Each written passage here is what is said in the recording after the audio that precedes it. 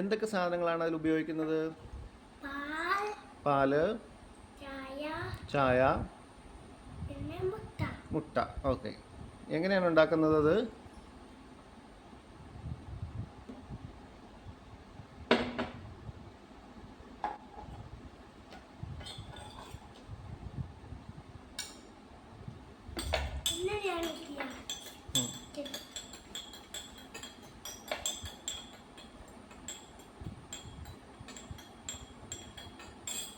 Okay, ഇപ്പൊ എന്ത് സാധനമാണിത്?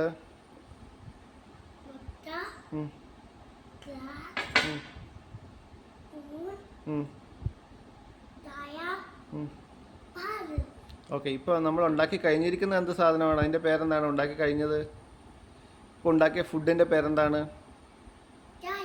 ചായ.